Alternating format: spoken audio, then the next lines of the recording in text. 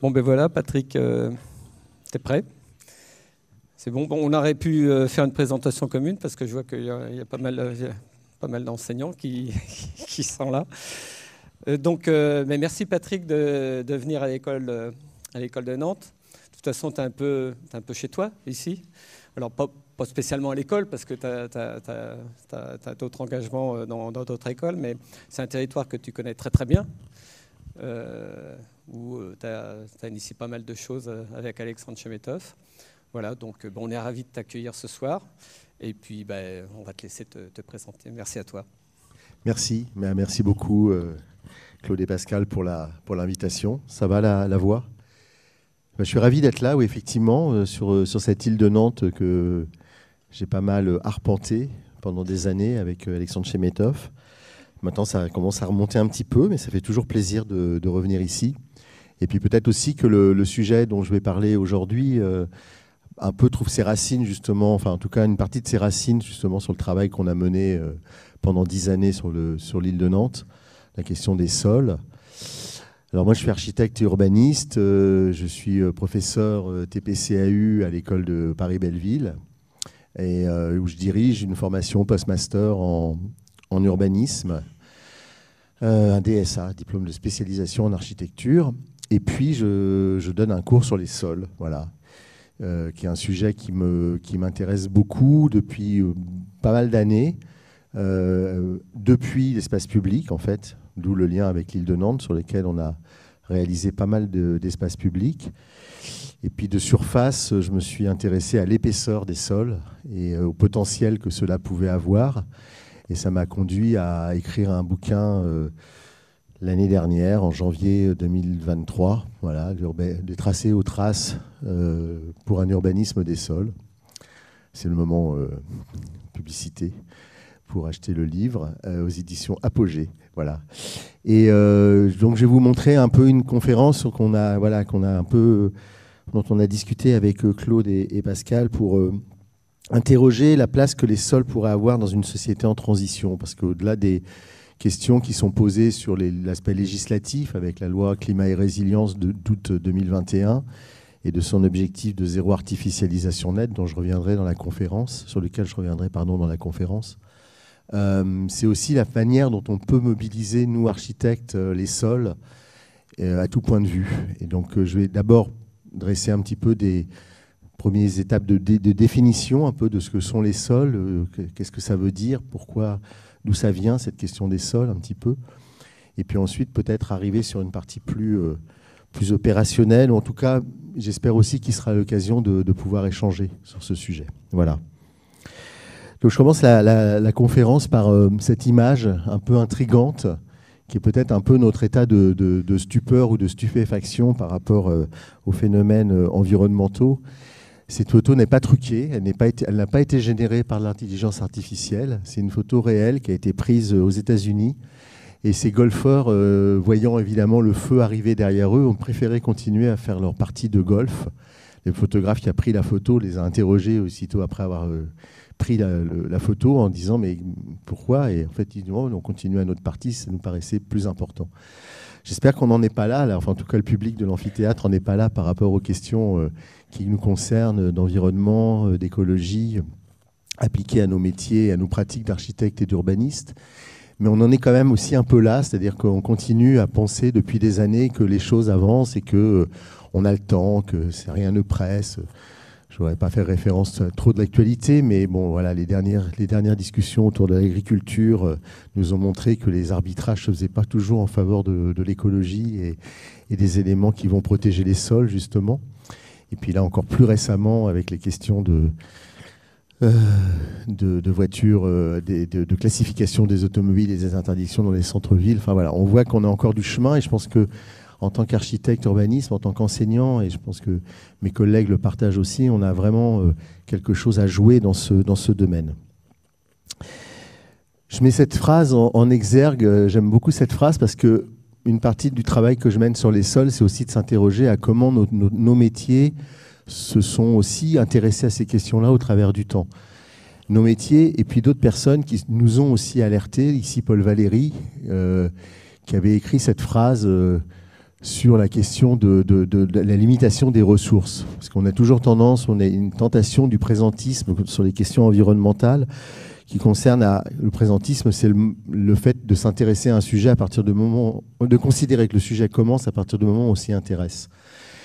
Et je pense qu'il faut aussi travailler là-dessus et voir aussi qu'est-ce qui, dans nos environnements passés, dans notre histoire, dans l'histoire de nos disciplines, et plus largement ici avec la littérature, évidemment, comment on nous a alertés, comment on peut aussi se récupérer toutes ces, ce qu'on appelle aujourd'hui des lanceurs d'alerte, qui pourraient nous inspirer pour nos pratiques à venir. Voilà. Donc cette phrase, toute la terre habitable a été de nos jours reconnue, relevée, partagée entre des nations. L'ère des terrains vagues, des territoires libres, des lieux qui ne sont à personne, donc l'ère de libre expansion est close. Le temps du monde fini commence. Donc, prophétique sans doute, 1931, donc on est avant la Seconde Guerre mondiale, juste après la Première Guerre mondiale, juste après la Révolution industrielle et juste avant ce qui va peut-être être aussi un des malheurs des sols, qui est ce qu'on a appelé les 30 Glorieux, je vais y revenir.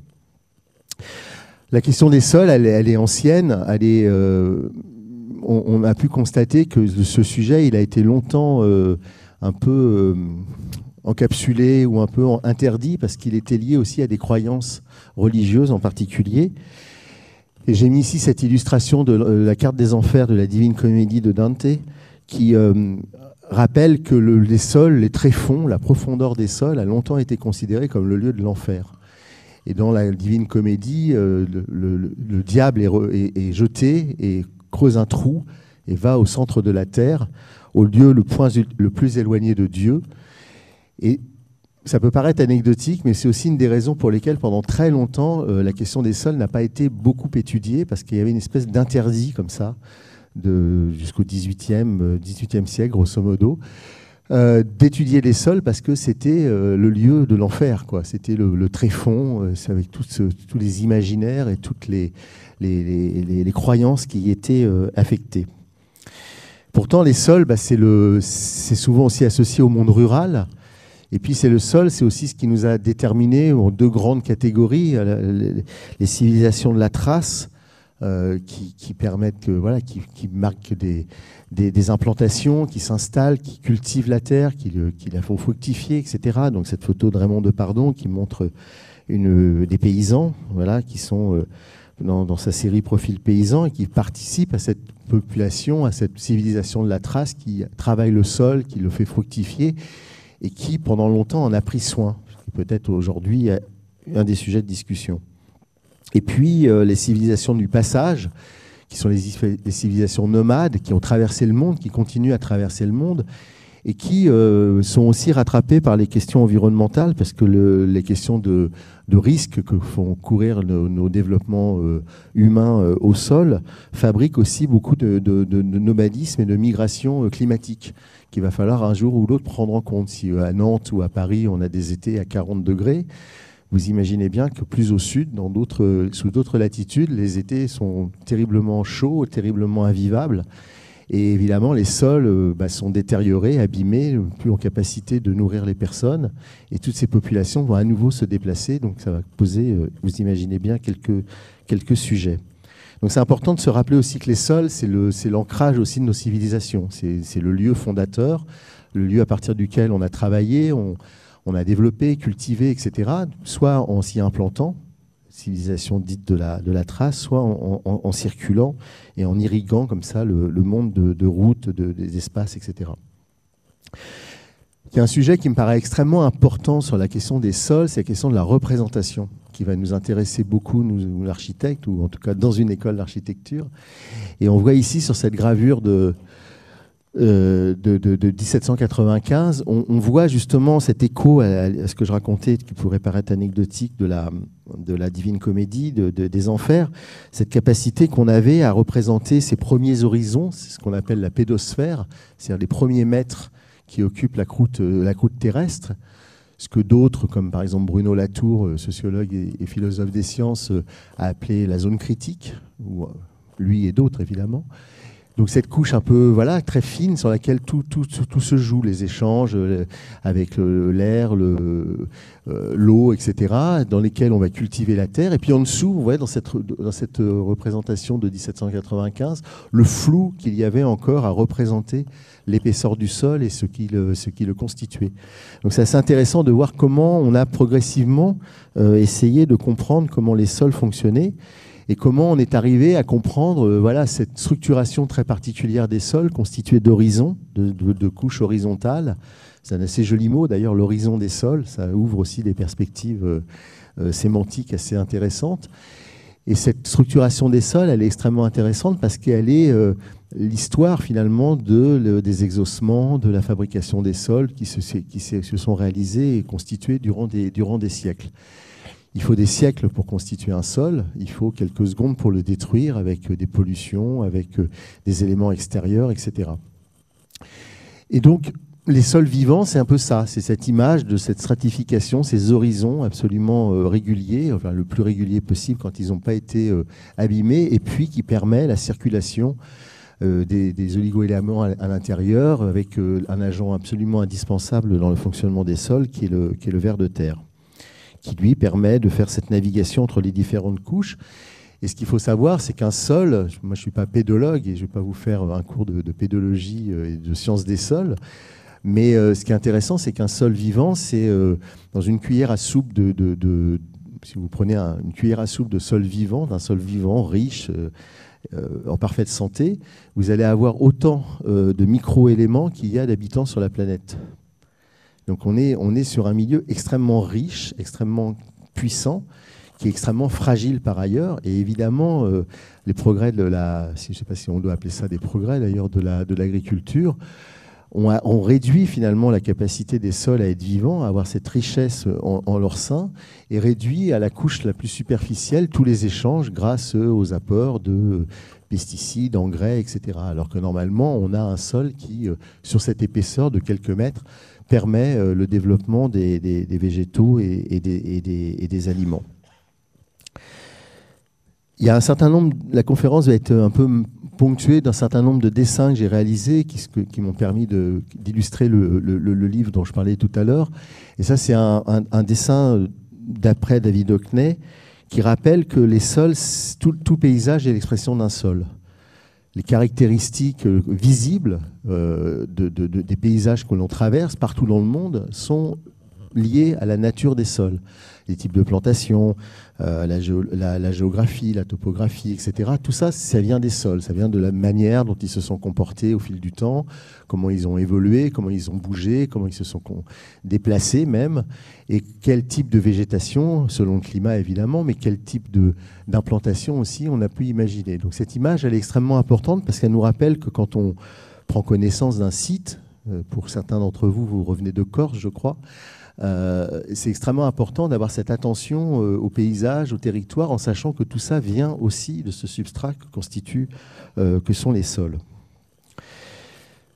Il y a les sols donc, qui sont rattachés beaucoup à la question de la ruralité, à la question de la campagne, pour le dire d'une manière un peu générale. Et puis, il y a un autre sol qui est extrêmement important et qui nous ramène aussi à ce que je disais en préalable sur l'île de Nantes, par exemple, c'est la question des sols urbains. Et les sols urbains, en fait, ils jouent un rôle extrêmement important.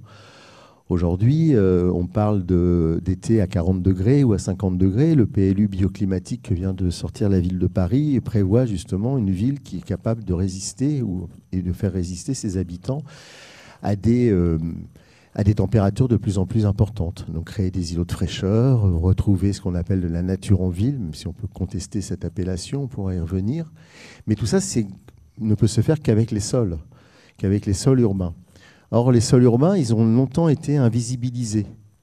C'est Sabine Barle qui a travaillé sur ces sujets-là depuis longtemps, en particulier en 1995, elle a réalisé sa thèse sur les sols urbains et a développé la théorie comme quoi les sols urbains étaient invisibilisés par le fait que c'est devenu le réceptacle des objets techniques qui permettent que la ville fonctionne, les réseaux, les infrastructures de transport, etc. Mais en même temps, on perdait la connaissance des sols. Parce qu'un sol urbain, c'est ça finalement. C'est l'ensemble de tout ce qui permet, tout ce qui est caché et qui permet la vie urbaine, qu'il s'agisse encore une fois des égouts, des réseaux d'électricité, des réseaux de plus en plus nombreux d'ailleurs, qu'on va enfouir. On le voit d'ailleurs quand on se promène ici sur les chantiers, on voit tout ce que recèlent et comportent les sols urbains. Évidemment, les sous-sols, qui posent une question voilà, d'infrastructure, etc. Sachant aussi la connaissance des sols, elle est beaucoup liée aussi à la question géotechnique, donc à la question de la construction d'ouvrages en sous-sol, la question des poussées, de résistance des sols, etc. Et puis aussi la mémoire. J'ai fait figurer sur ce dessin une trame, une trace très, très figurative de ce que comportent les sols aussi, ce qu'ils nous apprennent des implantations passées, de ce qu'ils nous apprennent de nos histoires et de nos implantations. Ça a d'ailleurs été un énorme sujet pour l'île de Nantes, au moment où Alexandre Chemetov s'en occupait, de travailler sur les traces justement du passé et de se servir de ces traces comme des éléments porteurs du projet, pas simplement des éléments anecdotiques, mais aussi des éléments qu'on pouvait ramener dans le projet au moment où on les réalisait.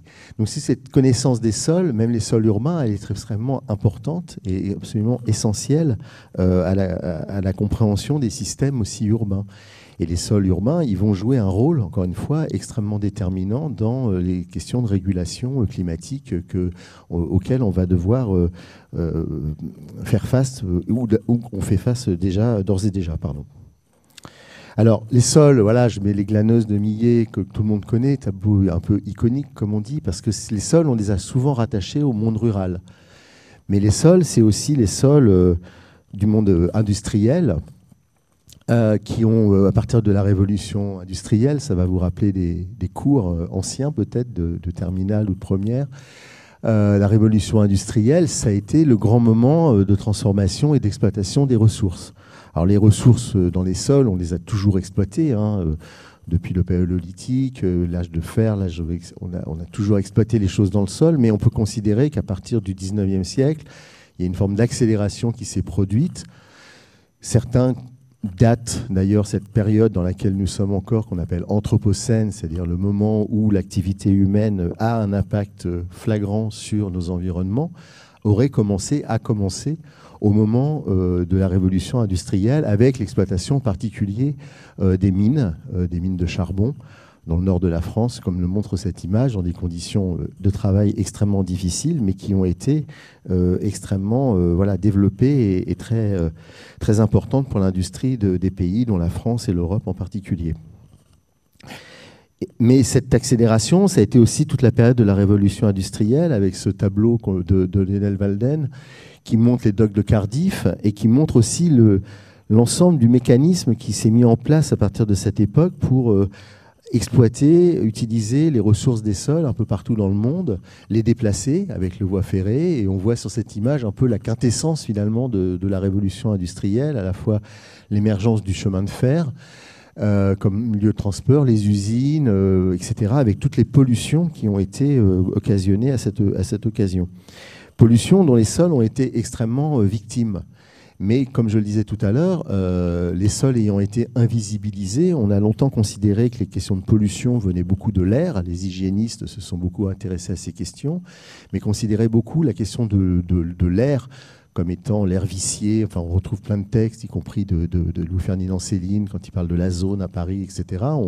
On entend parler de l'air vicié, etc. Mais à jamais, ou très rarement, on s'intéresse à la question des sols comme un réceptacle de ces pollutions. Ce qui explique pour partie aussi l'héritage que l'on a des territoires industriels, comme on va le voir sur cette image, d'une déconstruction d'un site industriel en fin de vie, et la question inhérente des dépollutions des sols, qui va devenir un sujet extrêmement important, extrêmement majeur de nos aménagements à venir. Parce que, vous le savez, le foncier va devenir de plus en plus difficile. On va revenir tout à l'heure sur le zéro artificialisation nette. Et donc, on va avoir tendance à se reporter, à construire ou essayer de construire sur des sites plus ou moins industriels, ce qui est d'ailleurs le cas un peu de l'île sur laquelle nous sommes, avec toutes les questions de dépollution qu'il va falloir développer et tous les temps nécessaires pour le faire. Donc, on voit bien que la question des sols va devenir est déjà un sujet extrêmement important de l'aménagement des territoires.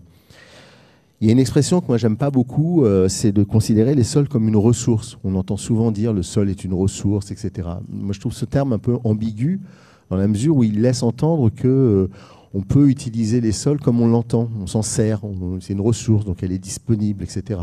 Rappelez-vous la phrase de Paul Valéry que j'ai citée en tout début de conférence, on est arrivé dans un monde fini, nos ressources sont limitées, nos ressources sont terminées, et pourtant on continue à exploiter les sols, comme ici sur un site de méthanisation en région parisienne, et on a cette exploitation permanente des sols qu'on utilise comme si les ressources, encore une fois, étaient totalement infinies et qu'on pouvait continuer à exploiter jusqu'à l'excès tous les sols qu'on connaît.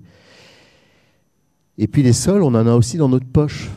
C'est-à-dire que chaque téléphone portable qu'on a tous avec nous comporte des morceaux de sol, des métaux rares qui sont extraits à l'autre bout de la planète. Donc on est moins sensible aux impacts visibles et environnementaux qu'on peut avoir à ce moment-là, mais les sols sont vraiment partout, y compris dans notre poche, y compris dans notre téléphone portable. Donc on le voit ici sur cette image. Il y a 50 métaux différents, il y a 77 matériaux différents dans un smartphone, et il y a 50 métaux à l'intérieur. Et ces métaux, ils sont extraits dans des sols à l'autre bout du monde la plupart du temps, et ça pose évidemment des questions de pollution, des questions de transport, etc., qui sont extrêmement importantes. Alors, moi aussi, j'ai un téléphone portable, mais ça me pose aussi des questions sur nos modes de vie, nos manières de consommer, nos manières de considérer aussi tous ces éléments à leur juste échelle. Justement, en parlant d'échelle, la question, c'est celle de considérer l'ensemble du territoire.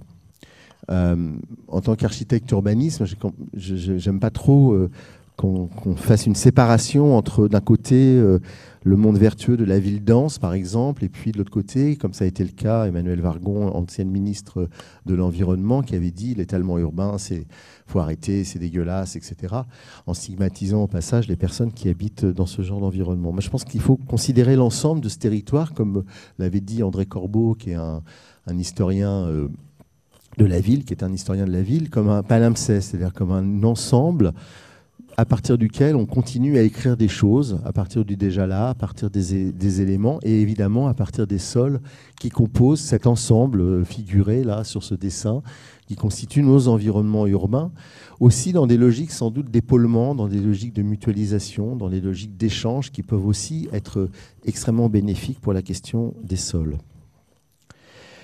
Je remets ici une image, puisque je parlais tout à l'heure aussi des personnes qui nous ont déjà alertés sur ces questions d'implantation, de logique de sol, de logique de site, etc. Et au premier d'entre eux, on retrouve Patrick Guédès, qui était un personnage assez savant, comme ça, qui était à la fois anthropologue, géologue, historien, etc., urbaniste, et qui avait, j'ai repris ce dessin un peu schématiquement, qui avait réalisé cette coupe sur la vallée et qui montrait la logique qui précédait chaque implantation par rapport au site sur lequel elle se plaçait. C'est sans doute un dessin que vous avez déjà dû apercevoir dans des cours et qui est extrêmement intéressant parce que finalement, il situe chaque action à un endroit précis en cohérence avec son environnement.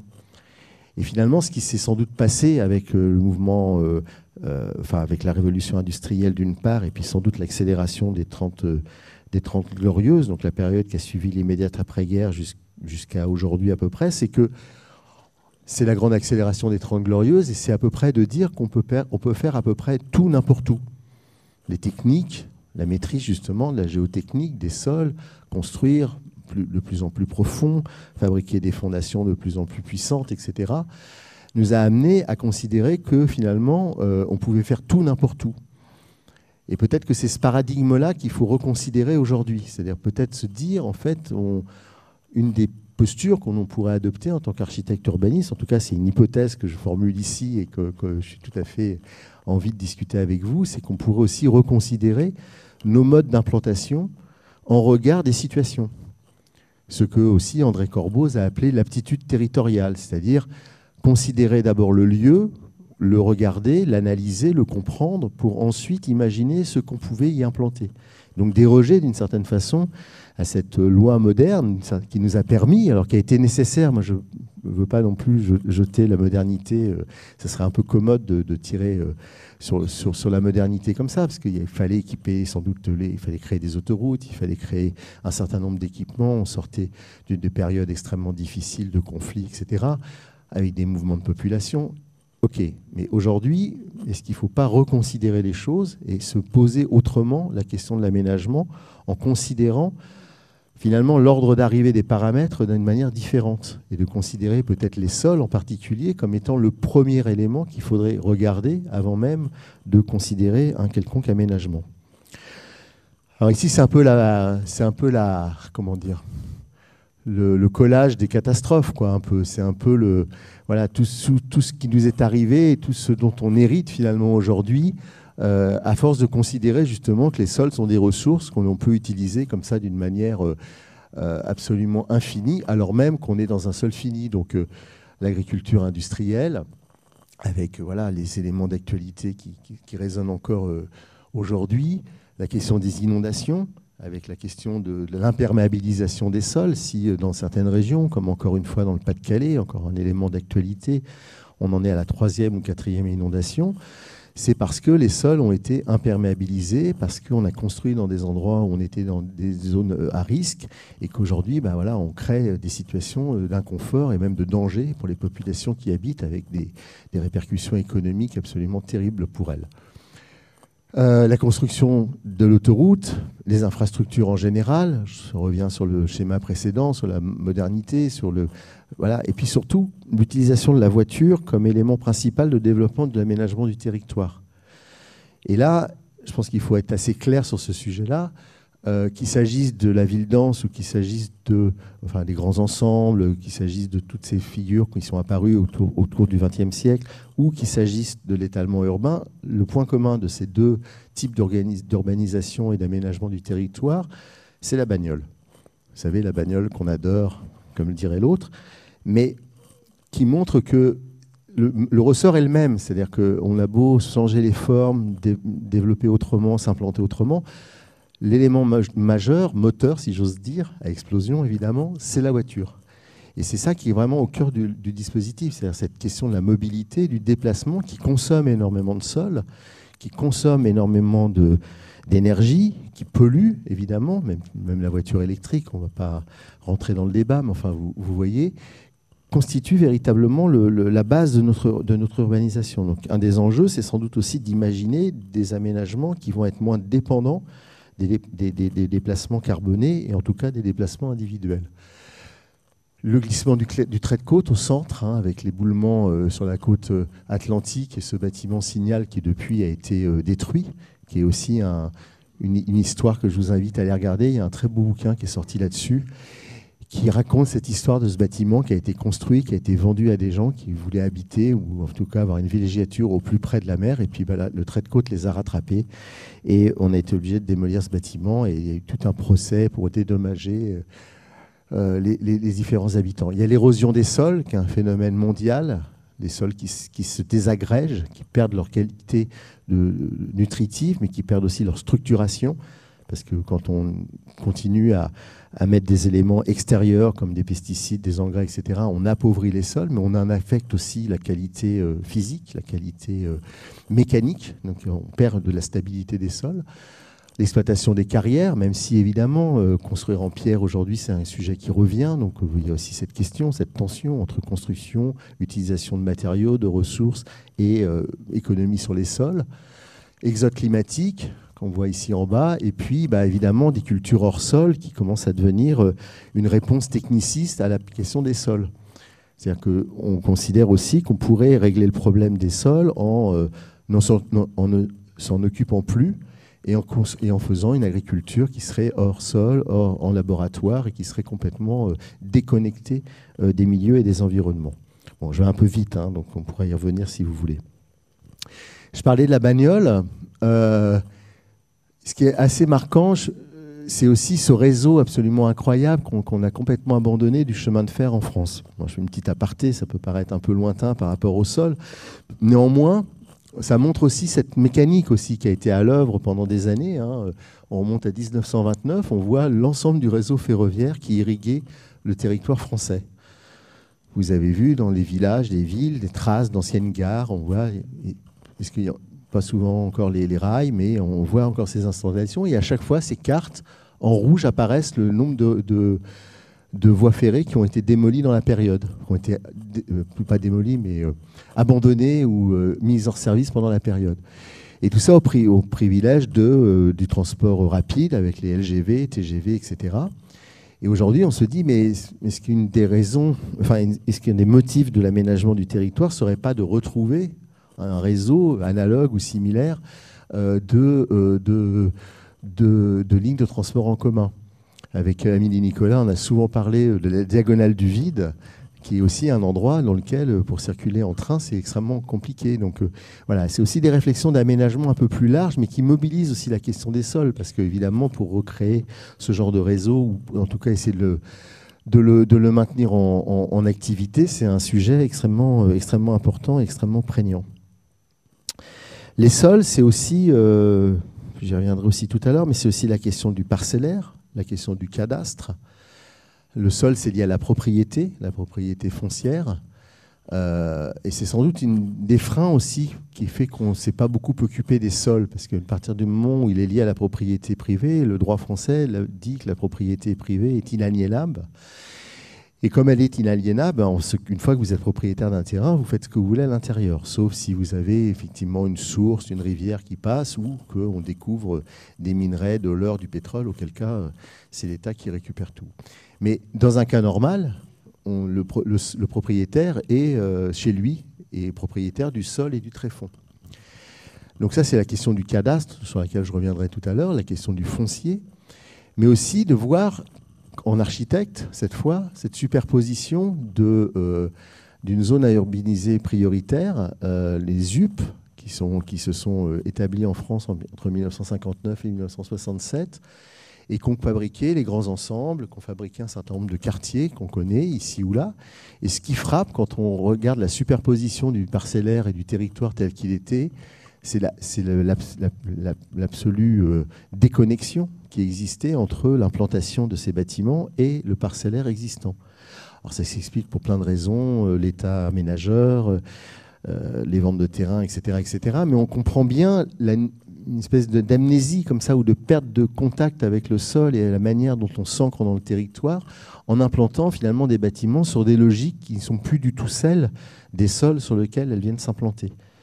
Donc là, c'est les 4000 à la Courneuve, en l'occurrence, avec l'autoroute A1 qui passe en haut. Et on voit bien finalement une espèce de déconnexion. On n'est plus du tout dans le palimpseste dont parle André Corbeau, de superposer les choses, d'écrire sur le déjà là, de superposer, d'avoir une lecture attentive du territoire et des traces et des éléments qui peuvent nous aider à constituer des projets.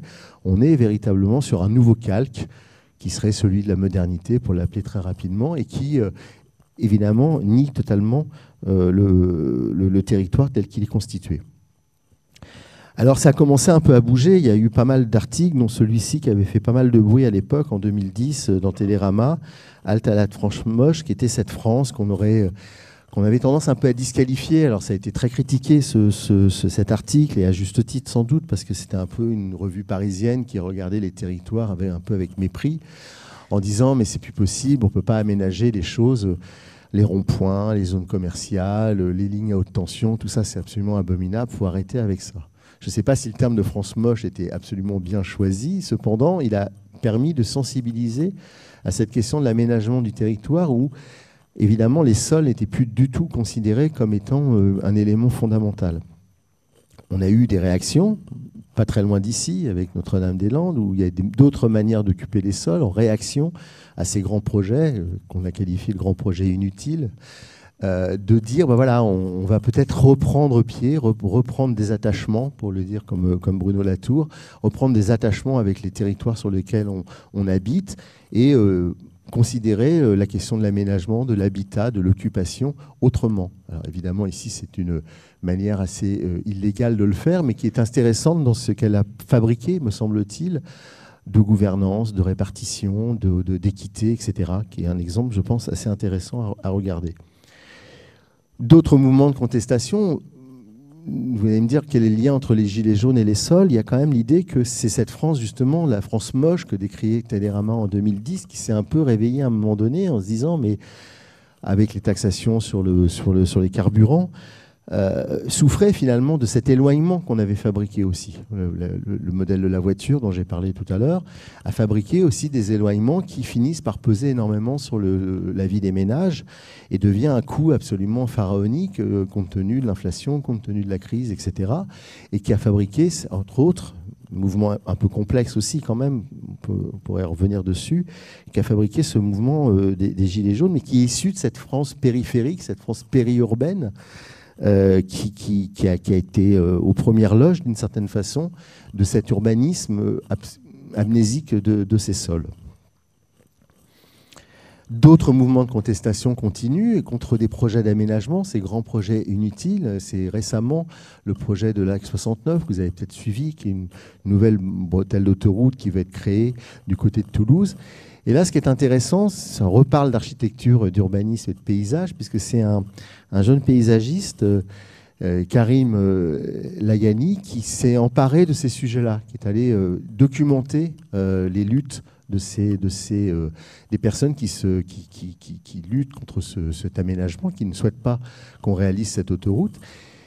Et ce que je trouve intéressant, au-delà de son engagement, qu'on peut tout à fait ou respecter ou critiquer, mais en tout cas qui est là et présent, c'est qu'on voit bien aussi le rôle que les architectes urbanistes peuvent aussi avoir dans ce genre de considération du territoire, de représenter aussi les choses et de les documenter. En illustrant finalement, ici on voit le projet d'autoroute A69, c'est la précarisation d'emploi, c'est un coût annuel, c'est des financements, c'est de la terre agricole nourricière détruite, etc., etc.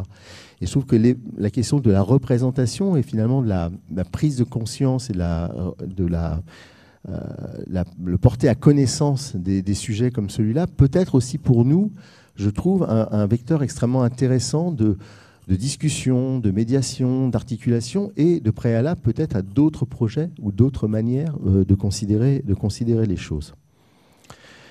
Alors on en vient à cette fameuse... c'est bon, je suis dans les temps. Ça va.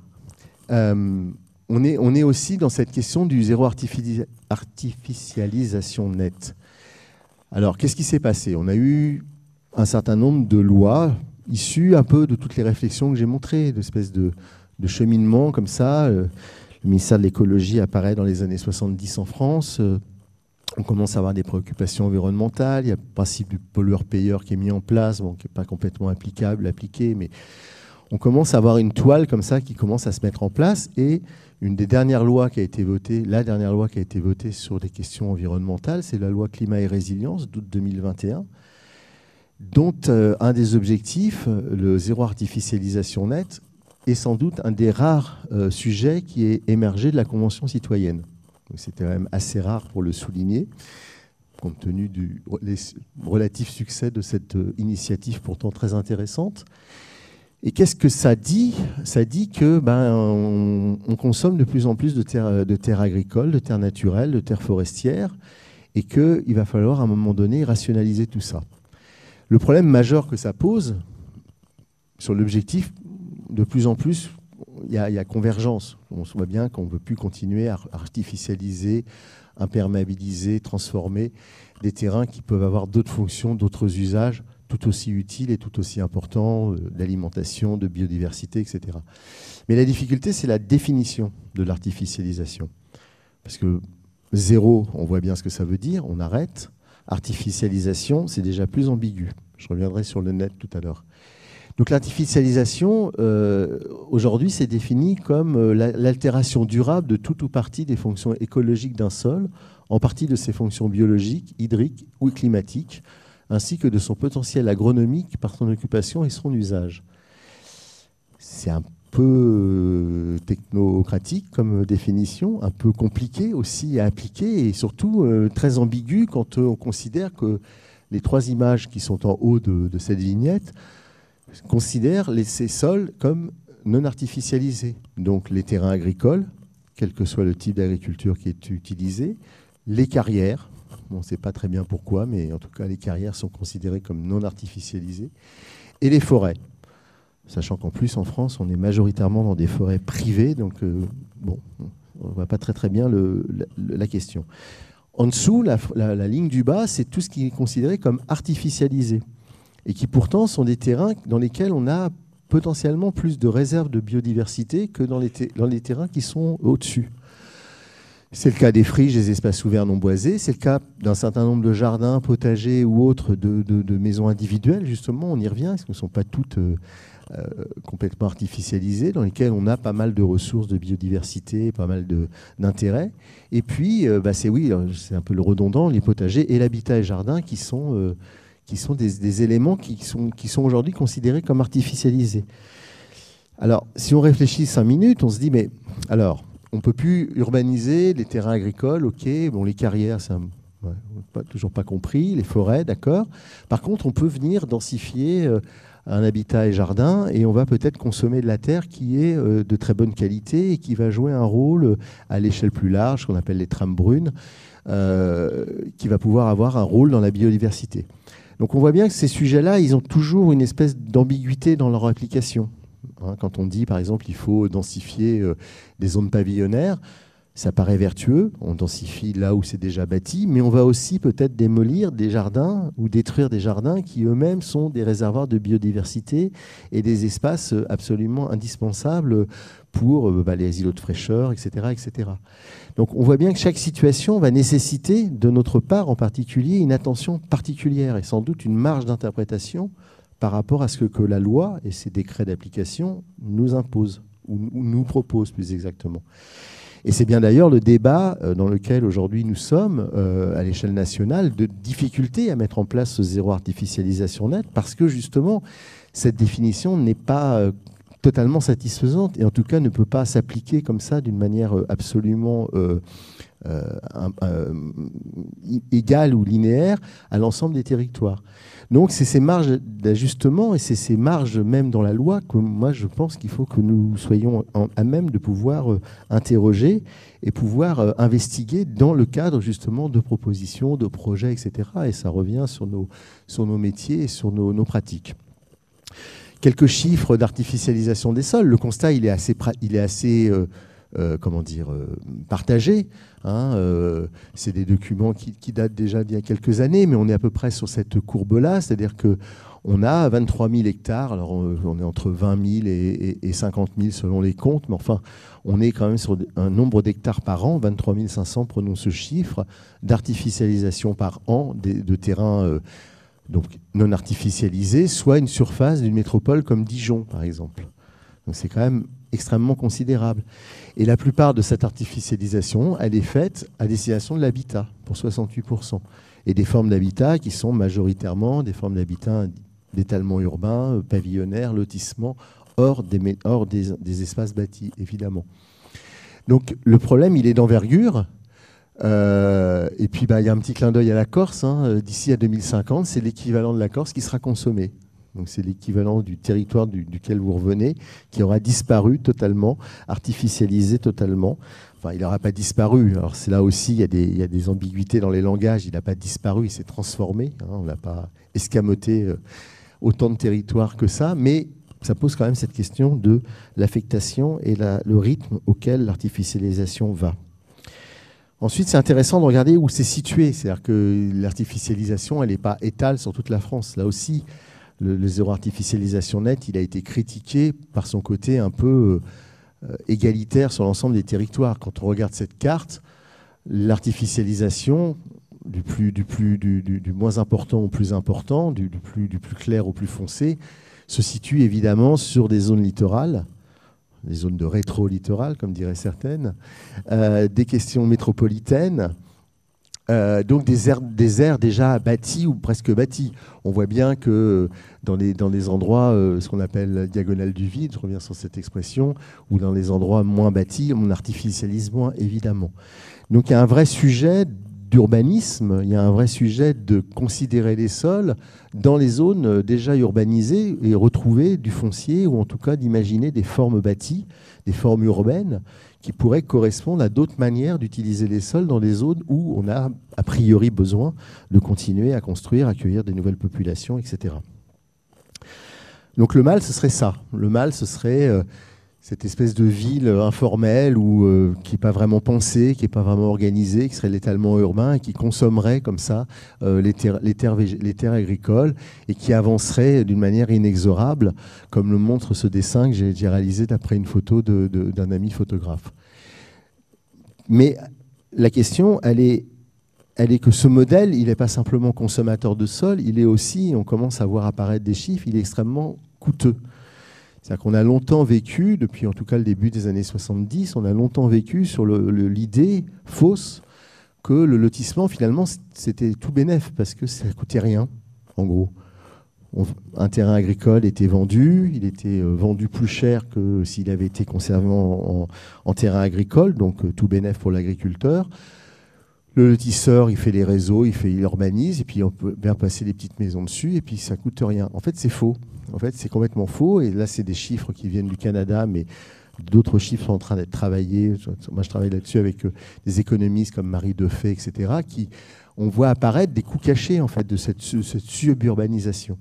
C'est-à-dire que le dialogue, la discussion des pavillonneurs qui disent ça coûte rien, c'est du bon marché, etc., en fait, c'est des coûts cachés énormes pour les collectivités, à la fois en aménagement, comme on le voit là sur la colonne, en aménagement, en transport, en route, en équipement, en éloignement, tout ça a un coût.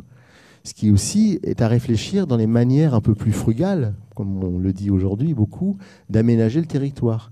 Donc c'est aussi de casser un peu des idées préconçues sur ces modèles d'urbanisation, comme le lotissement, sur lesquels, voilà, c'est des formes urbaines qui correspondent à des envies, des besoins sans doute, mais qui ont aussi des coûts qu'il faut quand même à un moment donné évaluer et révéler. Donc, le ZAN, pour terminer, sur cette présentation, en tout cas sur cette partie-là, la trajectoire de zéro artificialisation nette, c'est celle-là. C'est de dire, là c'était en 2011, au moment où les discussions ont commencé, c'est de dire, on a une période de référence qui va de 2011 à 2021. On regarde combien de territoire a été consommé pendant la période. Et de 2021, date de la loi climat et résilience, à 2031, on réduit de moitié. On réduit de moitié, et puis la période de 2031 à 2041 et 2050, surtout 2041 c'est juste pour avoir 10 ans, mais 2050, on arrive au zéro artificialisation nette. On a parlé du zéro, on a parlé de l'artificialisation, mais on n'a pas parlé du net. Mais qu'est-ce que ça veut dire le net ? Le net, ça veut dire qu'on peut compenser. Alors là, on rentre dans un autre truc absolument démentiel, qui est le principe des règles des lois sur l'environnement, qui sont basées sur le fameux ERC. Vous savez, l'urbanisme, l'aménagement adore les acronymes. Donc c'est le éviter, réduire, compenser. Et donc le net, ça veut dire qu'on va compenser. On peut compenser. Donc on va urbaniser, on va artificialiser, mais on peut continuer à le faire si on compense. C'est-à-dire que si on va désartificialiser, renaturer, que sais-je, enfin, on peut appeler tous les termes en des terrains ailleurs. Or, on sait très bien que cet équilibre-là, il est très très difficile, puisque déjà on a peu de foncier ou moins de foncier. Et en plus, on nous dit on va aller désartificialiser des terrains. Donc on voit bien que l'équation, elle commence un peu à devenir intenable, quoi. Non seulement on fixe des objectifs, mais en plus on se dit bah oui, on va pouvoir compenser. On l'a vu avec les zones sensibles, les zones humides, etc. La compensation, elle a souvent été en deçà de la consommation même des zones humides. Donc c'est pour ça que certains, je pense à Bill Wicks, le président de l'AREP, qui a écrit un bouquin qui s'appelle La ville stationnaire, dit mais il faudrait en fait être dans le ZAB, le zéro artificialisation brute, c'est-à-dire de véritablement arrêter cette question de l'artificialisation. Aujourd'hui, on n'en est pas là, mais on voit bien toutes les ambiguïtés. Et encore une fois, toutes ces ambiguïtés-là, je pense que nous, il faut c'est une invitation en tout cas, de les prendre comme des marges de manœuvre aussi pour nos aménagements et nos projets et nos propositions. À la fois en termes de représentation, comme je le disais précédemment, mais aussi en termes d'interprétation par rapport à ce qu'on est en capacité de faire ou pas. Et d'avoir cette vision un peu globale de ce système qui forcément comporte ses propres contradictions et ses propres marges d'erreur. Ce qui est génial dans les sols, c'est qu'ils sont multiscalaires. C'est à la fois génial et c'est un peu leur peine. C'est-à-dire qu'ils sont à la fois multiscalaires et polysémiques. Les sols, ça intéresse énormément de gens. Énormément de disciplines, énormément de champs de compétences, du géologue au juriste, en passant par le pédologue, en passant par l'archéologue, en passant par l'architecte, en passant par le paysagiste, le botaniste, etc. Sauf que chacun a sa définition des sols. Et chacun travaille le sol à des échelles totalement différentes. Et c'est ce travail de synthèse qui, quelque part, est, à mon avis, aujourd'hui en jeu dans les questions d'aménagement, de comment on considère en chaque situation, alors peut-être pas de la planète entière jusqu'à la structure moléculaire du sol, évidemment, mais comment on a cette vision un peu globale des sols pour les considérer pour ce qu'ils sont véritablement et ce à quoi ils peuvent nous servir dans nos aménagements. Et là, dernière partie quasiment de mon intervention, c'est plutôt sur qu'est-ce qui a déjà été produit sur ces questions des sols au cours de l'histoire récente, disons, de l'urbanisme, sachant que l'urbanisme est une discipline, somme toute, assez récente, en tout cas dans sa formulation. C'est par exemple les grands systèmes de parcs américains qui ont été répertoriés ici par Andrew Cromford en 1905, et qui était cette idée d'aménager les villes américaines autour de systèmes de parcs qu'on appellerait aujourd'hui des trams verts, des trams bleus, pour reprendre les appellations un peu techniques et codifiées de nos vocabulaires actuels, et qui était l'idée de structurer les villes avec des systèmes de parcs de ce côté-là, de l'autre côté de l'Atlantique, mais aussi, comme je l'ai fait figurer sur ce léger petit dessin, le système de parc de Claude-Nicolas Forestier, par exemple, qui proposait, au même moment que les paysagistes américains du début du XXe siècle, des systèmes de parc à l'échelle des métropoles, comme par exemple Paris, avec la ligne de Sceaux et une articulation assez pertinente de promenades, de continuité verte, etc.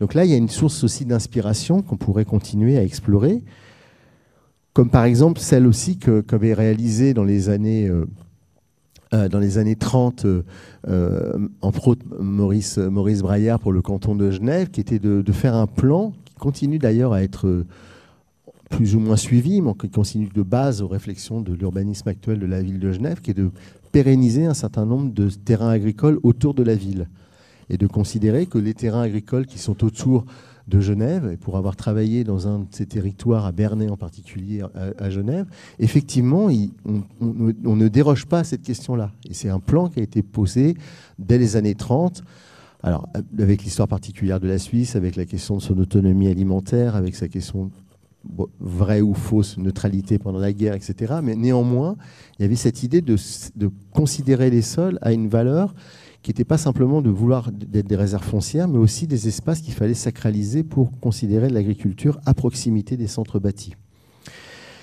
C'est aussi un grand paysagiste américain, Ian McHarg, qui dès les années 60, les années 60 au niveau environnemental, fin des années 60, début des années 70, les questions environnementales sont extrêmement intéressantes et riches, parce que c'est un peu la fin des guerres coloniales, la fin de la guerre du Vietnam. On commence à se poser plein de questions sur l'hégémonie de l'Empire américain. On commence à se poser des questions sur les modes de développement, de l'économie, etc. Et on voit apparaître des postures, des attitudes. Il y a le rapport Meadows, à peu près à cette époque-là, sur les limites de la croissance. Et dans nos métiers, un paysagiste comme Ian McHarg qui s'intéresse à l'analyse fine du territoire, avec un bouquin que vous pouvez en trouver en ligne sur le site de l'Institut Paris Région, qui s'appelle Design with Nature, et qui considère chaque couche du sol comme un élément d'analyse propre, et qui dit que pour faire un projet de paysage, il faut considérer chaque épaisseur, chaque élément comme, en tant que tel, et ensuite le réunifier pour essayer de constituer le plus juste des projets de paysage. C'est une pensée qui a longtemps irrigué les écoles de paysage, dans les années 70, avec la création en France de l'école de paysage de Versailles, mais qui a eu tendance un petit peu à se diluer quelque peu, et qui serait intéressant sans doute d'exhumer et de reconsidérer dans nos manières d'analyser et de considérer les territoires. Ce que fait d'ailleurs, ou ce qu'ont fait d'ailleurs des gens comme Secchi et Vigano, Paola Secchi et Bernardo Secchi et Paola Vigano, pardon, quand ils ont répondu à l'étude du Grand Paris, la grande étude urbaine qui a été lancée par le président Sarkozy en 2008. Et ils ont fait ce lien entre la question d'une métropole et sa topographie, la question de ses sols d'une manière induite. C'est-à-dire de réaliser aussi qu'on était dans un relief et qu'on n'était pas simplement sur un territoire vu en plan où chaque chose est égale par ailleurs. On a aussi l'idée qu'il y a de la topographie, qu'on ne va pas s'implanter de la même façon si on est sur le coteau, que si on est sur la vallée, etc., etc. Donc ça, c'est extrêmement intéressant, et ça fait aussi écho aux travaux récents de Paola Vigano, toujours à Genève, dans une étude prospective qui est menée actuellement, enfin qui est terminée, qui est une vision prospective pour le Grand Genève, habiter la ville paysage, et qui s'appuie sur des traces justement des trams passés des villages avoisinant Genève, pour essayer de transformer les espaces vides, les espaces non bâtis, en espaces de connexion pour un projet biopolitique et bioclimatique. Et c'est extrêmement intéressant la façon dont elle s'empare des sols comme un élément constitutif du projet de paysage et du projet urbain. J'ai parlé tout à l'heure, je reviens très rapidement dessus, c'est la question de la propriété, qui est sans doute un des sujets majeurs de la question des sols, et qu'il faut sans doute reconsidérer. Et on voit de plus en plus apparaître aujourd'hui une dissociation entre le sol et l'immobilier. Que les collectivités conservent la propriété des sols et qu'on puisse bâtir dessus sous le régime de baux amphithéotiques, mais pas d'acquisition. Alors ça a des questions de coûts. Il y a des établissements publics fonciers qui, normalement, sont là pour ça. Bon, voilà. Quel avantage ça a? C'est que la collectivité garde la vision des sols, garde la propriété des sols. Et à ce moment-là, peut s'entreprendre un dialogue entre celui qui construit et le propriétaire du sol. Et on peut imaginer qu'il y ait des valorisations qui soient opérées de ce point de vue-là. C'est-à-dire qu'on construit, on a un état phytosanitaire en entrant, un peu comme quand on rentre, on fait un état des lieux quand vous louez un appartement. On fait l'état des lieux, et puis quand vous partez, on fait l'état des lieux contradictoire. On pourrait imaginer que cette utilisation des sols et cette valorisation des sols soit aussi un biais de valorisation économique, parce qu'il faut bien en passer par là à un moment donné, et permettre aussi de mieux considérer les sols et de mieux considérer leur état phytosanitaire dans l'aménagement et la construction. Bon, ça j'ai passé. Voilà, le cadastre napoléonien, donc cette idée de réglementer, d'unifier la question de la propriété pour avoir un seul et même élément qui vous sert encore aujourd'hui dans vos projets quand vous vous implantez. Et pourquoi je parle du cadastre? Parce que justement, c'est aussi la trame foncière et aussi un puissant ressort de l'aménagement. On a vu tout à l'heure l'image des 4000 de la Courneuve qui faisait complètement abstraction de la trame foncière et s'implanter comme si c'était un nouveau calque, quoi, pour employer cette expression. Et un personnage comme Gérald Hanning, il a un parcours particulier, parce que Gérald Hanning, il est architecte, urbaniste, il a commencé sa carrière avec Le Corbusier, puis dans les années 70, pareil, il est un peu viré de bord, si j'ose dire, et il s'est intéressé dans la question du schéma directeur de la région parisienne à la question de la trame foncière et de la composition urbaine à partir de ces trames foncières et de ces trames d'implantation, en considérant qu'elles avaient une logique qu'il était intéressant de poursuivre dans l'aménagement et le développement de la région parisienne, pour justement être en rupture avec ce que j'ai montré précédemment, sur l'aménagement qui serait totalement amnésique et totalement déconnecté de la réalité foncière. Donc là aussi, c'est un bouquin que vous pouvez trouver en ligne sur le site de l'Institut Paris Région. Enfin, c'est pas vraiment un bouquin d'ailleurs, c'est ses dessins, parce qu'ils ont été collectés.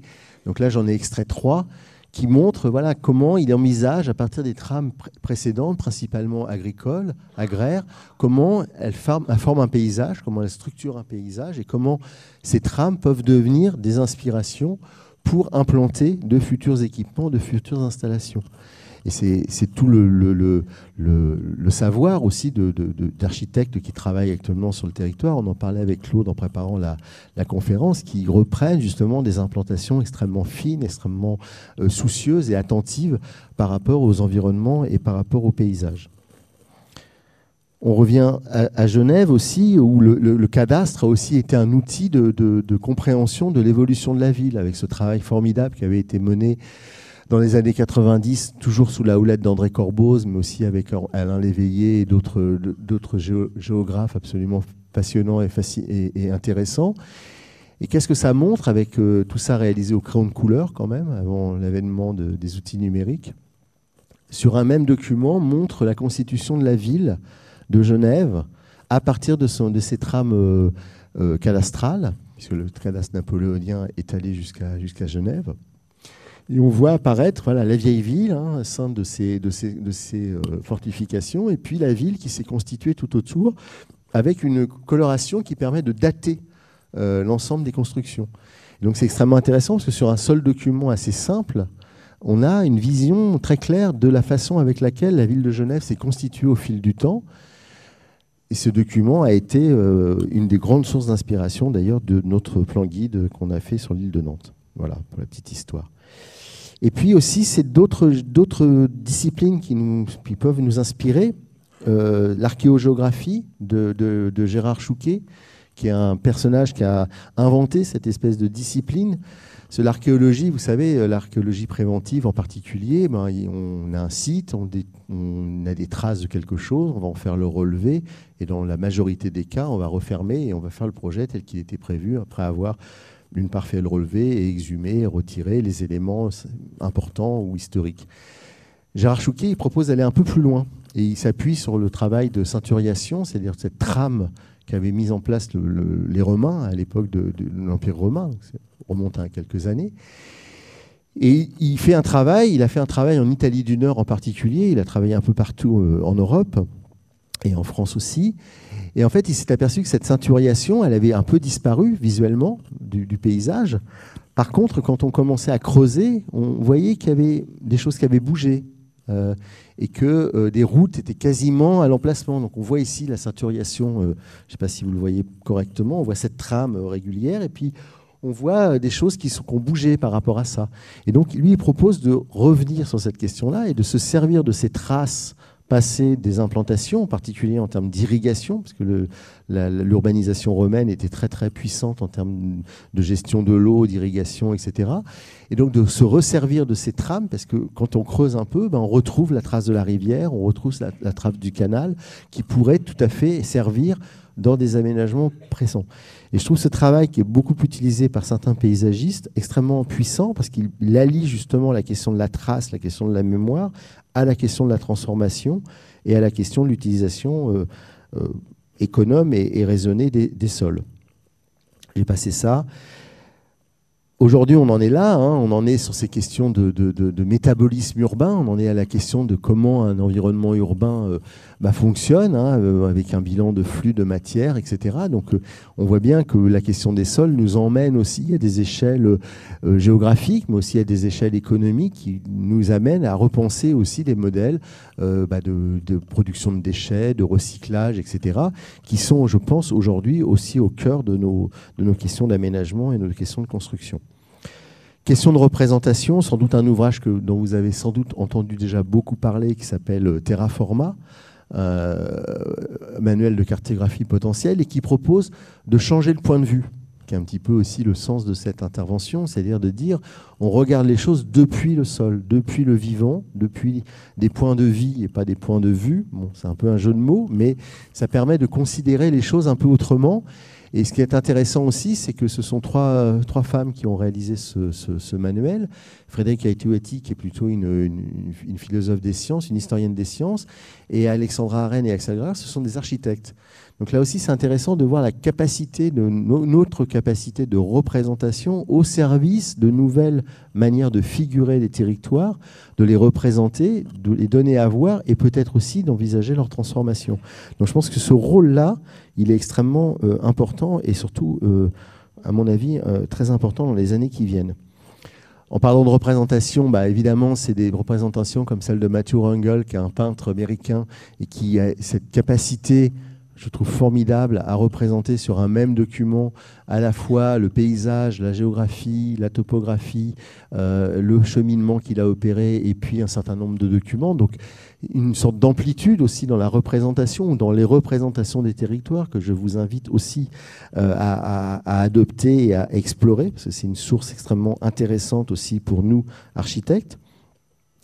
Je n'ai pas pu m'empêcher de montrer un petit dessin qu'on avait réalisé au moment de l'île de Nantes, où on avait justement travaillé sur cette question du déjà là, ce sur quoi on s'appuie, ce sur quoi on travaille, en représentant de manière très schématique en bleu tout ce qu'on conservait et en rouge tout ce qu'on allait transformer. Donc on voit bien qu'avec des moyens graphiques extrêmement simples, on peut aussi dire beaucoup de choses. C'est moins sophistiqué que la carte de l'Atlas de Genève, mais néanmoins, ça montre aussi qu'il y a une capacité de représentation des situations concrètes sur lesquelles on travaille qui peuvent être extrêmement intéressantes et porteuses de projets.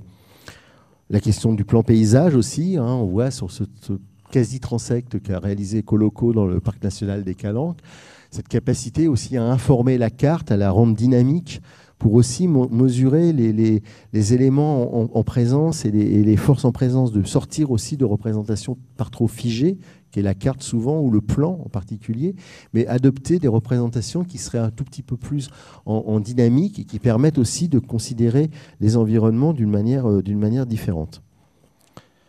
Bon, la question du temps, là j'ai mis une image un peu anecdotique, mais qui est aussi intéressante, qui est issue de ce très beau livre de Richard McGuire qui s'appelle Here, ici, et qui montre à même endroit la forêt, une forêt en 1637, on voit la date au fond, et puis ce qui est arrivé par petites vignettes en 1989 ou en 1763, pour dire aussi que cette capacité qu'on peut avoir, nous architectes, à représenter les choses, pour les donner à voir aussi dans une...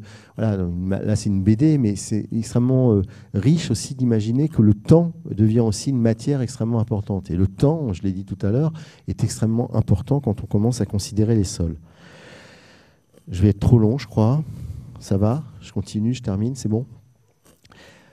Deuxième moment de publicité, je vais traduire avec mon ami Sylvain Grisot dans sa maison d'édition le projet de sol de Bernardo Secchi, qui est un article qui était paru en 1986. Et on a exhumé ce texte parce que dans cette collection, dans les cahiers de Dixit.net, on exhume des textes qui résonnent, des textes anciens, mais qui résonnent dans les situations actuelles. Et moi, j'avais choisi ce texte de Bernardo Secchi parce que c'est un texte assez fondateur sur la manière de considérer les sols et de les appréhender dans la question du projet urbain. En deux mots, on est en 1986, on est en plein débat transalpin sur la question du projet urbain entre des figures comme Bernard Huet en France ou Grégotti en Italie. Et Bernardo Secchi trace une espèce de voie médiane. Il ne parle pas encore vraiment d'écologie, il n'est pas encore complètement sur ces questions environnementales. Néanmoins, il considère que les sols sont le monument de la ville contemporaine. C'est-à-dire que c'est en assumant la question des sols, ses continuités, ses capacités d'articulation, il insiste beaucoup sur cette notion-là, d'articulation, que les sols peuvent trouver une place dans le projet urbain. Et c'est pour ça que cet article projet de sol est extrêmement important. Vous pouvez l'acheter, mais vous pouvez aussi le trouver en PDF sur le site de Dixit.net, donc je vous invite à le lire. On en arrive à l'architecture, parce que voilà, je me disais que c'était important de faire ce lien. On en a parlé avec Claude, et je pense que c'est extrêmement important de faire ce lien. Ça pose la question, évidemment, vous l'avez compris, cette utilisation, cette considération des sols, ça pose quand même la question d'intervenir sur du construit déjà, ou du déjà là, ou en tout cas des traces existantes. Alors moi j'ai montré cette image extrêmement dure et violente de ce film assez puissant de l'Hd, j'arrive jamais à le prononcer, pardon, Bâtiment 5, qui fait suite aux Misérables, qu'il avait réalisé aussi dans la région parisienne, et qui illustre d'une certaine façon la politique actuelle de l'ANRU, l'Agence nationale de renouvellement urbain, qui commence à bouger par rapport à ces questions-là et qui considérait la démolition comme le préalable à toute action, en particulier dans les quartiers de zones prioritaires. Et cette question de la démolition et de la considération de l'existant comme préalable au projet, elle est extrêmement importante et elle fait écho, à mon avis, à ce qui va constituer sans doute pour beaucoup le futur de nos métiers, qui concerne par exemple la réparation. La question de la réparation et de l'attention à un certain nombre de choses, en particulier les sols. Et c'est la raison pour laquelle je montre ce travail d'artiste, Rachel Sussman, qui a repris cette technique japonaise du kintsugi, appliquée à un endroit évidemment un peu décalé, qui sont des fissures dans de l'asphalte, et qui sont réparées avec du fil d'or. En fait, le kintsugi, c'est la réparation de porcelaine en particulier, avec des feuilles d'or, et pour redonner une valeur à l'objet en l'ayant réparé.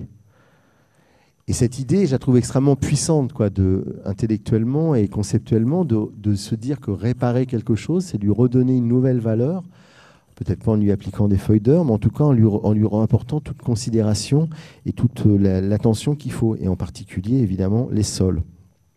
Réparer les sols, c'est la question de la dépollution, dont on a parlé. C'est des exemples comme ici dans la vallée de la Chimie, dans le Grand Lyon, où il y a toute une expérimentation qui est menée, qui est absolument passionnante, dans un endroit extrêmement pollué quand même. Là, on est au top du top de la pollution. C'est la vallée de la Chimie, donc la vallée du Rhône. On est sur un espace extrêmement grand.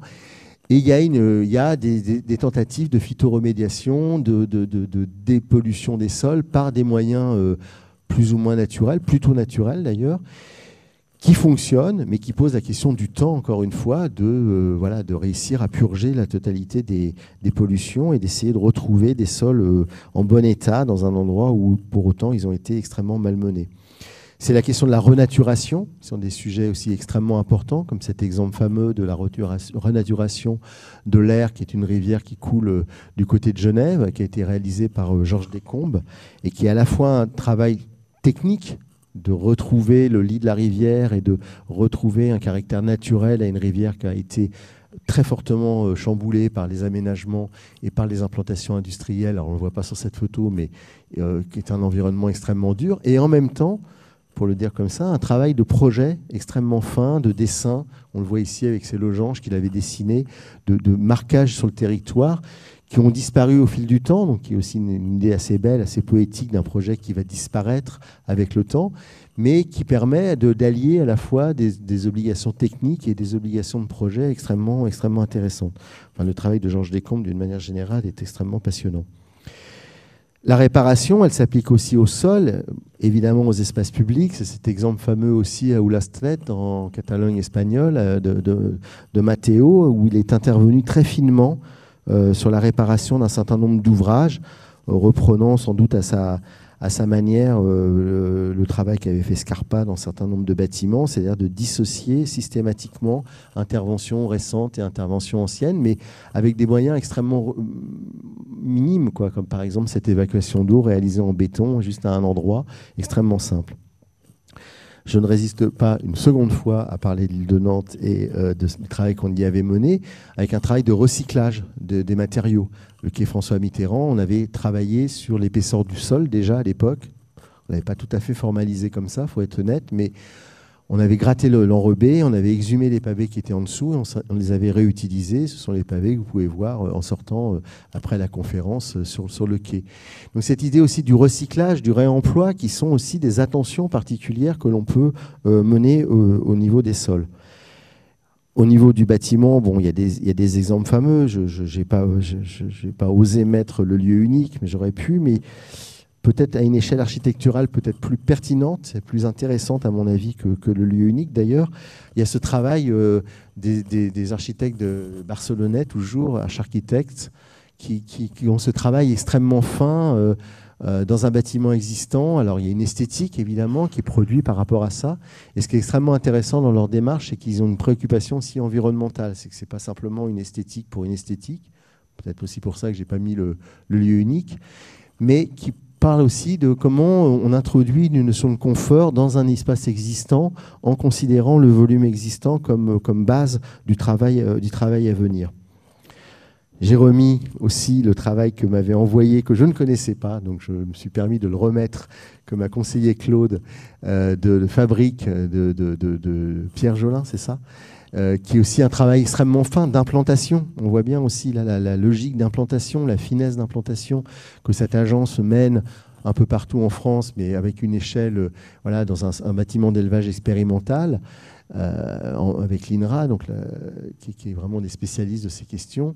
Et on voit bien le soin qui est apporté à l'implantation du bâtiment par rapport au paysage et qui témoigne là aussi d'une attention extrêmement forte aux environnements et au contexte. Évidemment, le Grand Prix, Simon Tessou, dont le travail est absolument remarquable et qui montre aussi cette attention qu'on peut avoir sur des bâtiments du patrimoine ordinaire, comme ici à la commune de Monnery-le-Montel, dans son aire d'évolution qui est le Cantal. Et Simon Tessou, voilà, dans des situations extrêmement simples, propose des exemples aussi qui permettent des alternatives à l'étalement urbain, qui permettent aussi des alternatives à aller construire des logements ailleurs qu'en centre-ville. Donc là, c'est la réhabilitation d'un immeuble en centre-ville, avec là aussi une question d'architecture extrêmement forte, extrêmement importante, et aussi une économie de sol, pas directement, mais indirectement, puisque réaliser des logements dans le centre-ville permet de ne pas les étaler ailleurs. Et puis, presque pour finir, un autre exemple que je trouve extrêmement intéressant, qui est celui de la reconquête des ruines d'un fort villageois, par Boris Boucher et Recita, qui sont 2 agences d'architecture, d'ailleurs des élèves de Simon Tessou, hein, il n'y a pas trop de hasard, et qui ont voilà, reconquis d'une manière extrêmement patiente ce qu'on appelle un fort villageois. C'est une fortification dans le Cantal, mais qui est habité, qui n'est pas que militaire. Et donc c'est un travail extrêmement fin, extrêmement minutieux, presque archéologique, presque clinique comme ça, de réhabilitation, et qui là aussi considère les formes bâties existantes comme des supports de développement de projets architecturaux. Bon, ça pose un peu la question de leurs honoraires, mais je ne vais pas lancer ce débat-là ce soir. En bref, pour résumer, voilà, je pense que la question des sols, c'est cette question de l'aptitude des territoires. Donc, c'est considérer, définir les conditions du projet comme un processus démocratique, solidaire et itératif, c'est-à-dire considérer les situations comme étant à chaque fois spécifiques, à chaque fois différentes, les explorer pour ce qu'elles sont, donc les représenter comme elles sont, pour ce qu'elles sont, et ensuite pouvoir imaginer leur transformation et leur modification.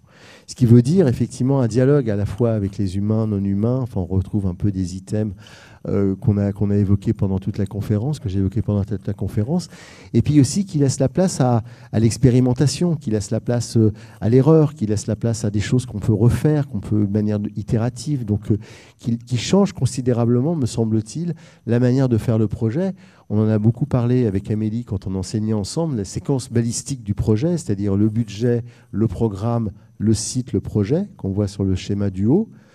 Peut-être qu'il faut le transformer au schéma en dessous, où on a une circularité des choses beaucoup plus grandes et beaucoup plus importantes, dans lesquelles les sols jouent un rôle extrêmement majeur.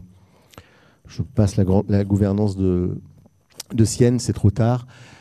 Voilà, et pour finir, cette dernière image qui reprend un peu ce que je viens de dire précédemment, mais qui l'élargit à l'échelle territoriale, pour reparler de la transcalarité des sols, de l'échelle du territoire à celle de la parcelle. Il y a vraiment cette idée d'interagir avec les caractéristiques des sols qui deviennent une sorte de guide, en tout cas d'aménagement, de construction neuve ou de réhabilitation, et qui, à mon avis, constitue pour beaucoup l'essentiel de nos pratiques de demain. Voilà, je vous remercie.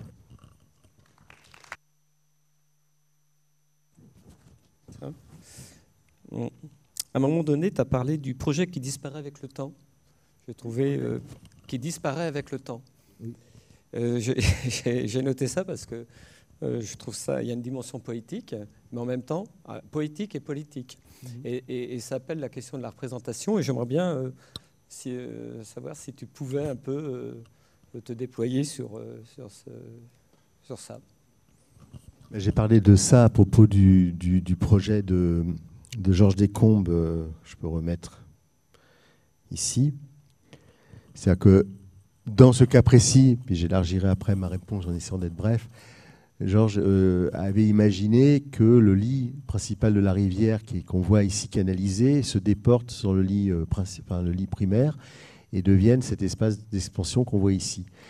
Et donc avec des ingénieurs, ils avaient décidé qu'il fallait pour les écoulements d'eau, pour que l'eau continue à bouger, se régénérer, etc., il fallait qu'il y ait un certain nombre de stacks et créer fabriquer un courant, quoi. Et lui, il s'est dit, je vais en faire un motif. Je vais en faire un motif avec ces losanges que l'on voit ici.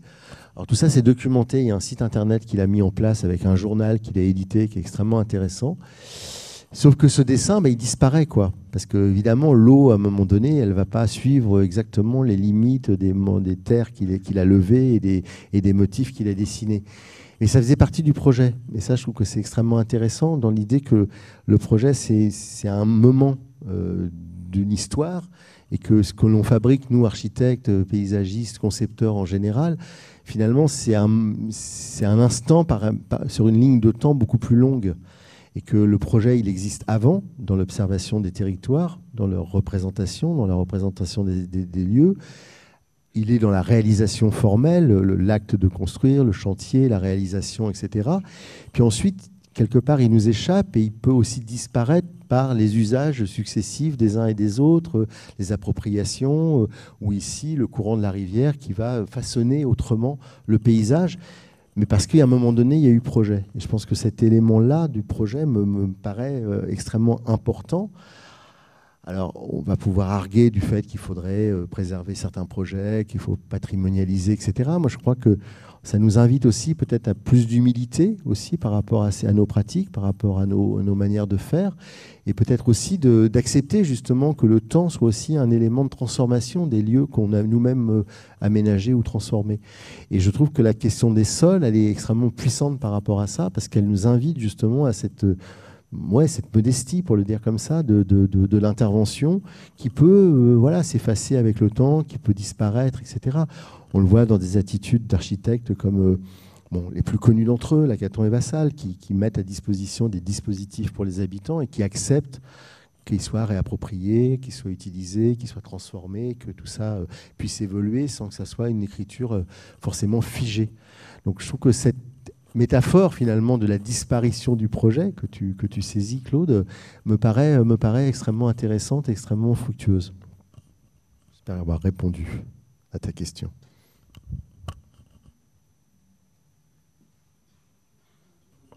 D'accord, ok, t'avais éteint. Merci. Merci Patrick pour ta présentation que j'aime beaucoup. Mais à culpa, parce que je n'ai pas étudié cet article 192 de la loi climat et résilience aussi bien que toi, et peut-être aussi la corrélation qu'il pourrait y avoir avec d'autres articles, je ne sais pas en quoi cette... et parce que ta présentation du zéro artificialisation nette et les critiques, les critiques qu'on peut en faire dans ce rapport à la compensation, je voulais juste savoir un peu quel était l'état des lieux des débats et si peut-être dans les manières d'agir, est-ce que finalement ce type de renaturation, ce type de projet est porteur, enfin comment on peut aller, quel est un peu l'état des forces sur ce sujet-là pour éviter de tomber dans le côté technique, en fait. Oui, voilà. Mais la grosse critique qui a été produite, et d'ailleurs pas mal d'architectes urbanistes ont critiqué le ZAN, parce que justement, c'était une mesure essentiellement technique et une mesure de calculette, quoi, de calcul, de compensation. J'artificialise 1000, je compense 1000, ou je compense... voilà. Et je pense que le moment est venu d'introduire véritablement la question du projet dedans. Alors le projet, c'est ce mot valise qu'on utilise tous, on ne sait plus très bien ce qu'il y a dedans, mais profitons justement de l'ambiguïté de ce terme pour venir glisser ça dans le débat sur le ZAN. Parce que le ZAN, donc, loi climat et résilience, août 2021, ça fait partie des objectifs. C'est celui qui a cristallisé le plus de tensions, parce qu'il touchait, ce que j'ai essayé de montrer... j'espère pas trop laborieusement dans cette conférence, la question du foncier, la question de la propriété, la question agricole. Ça touche tout d'un coup, ça percute un certain nombre de sujets qui sont maintenant au cœur de la discussion. Ça percute la question du logement, sa production, etc., etc. Donc la critique qui a été faite, c'est remonté, comme on dit, des territoires, et en particulier du Sénat, avec, vous imaginez bien, des arrière-pensées politiciennes, mais néanmoins, les maires se sont dit, en particulier l'Association des maires de France, des petites communes en particulier, se sont dit, mais votre truc, ça ne marche pas parce que ça s'applique d'une manière égale à l'ensemble du territoire. Or, on l'a vu, les cartes des documents, tout ça existe. L'artificialisation, elle n'est pas la même dans le Cantal qu'en Vendée, quoi. Évidemment.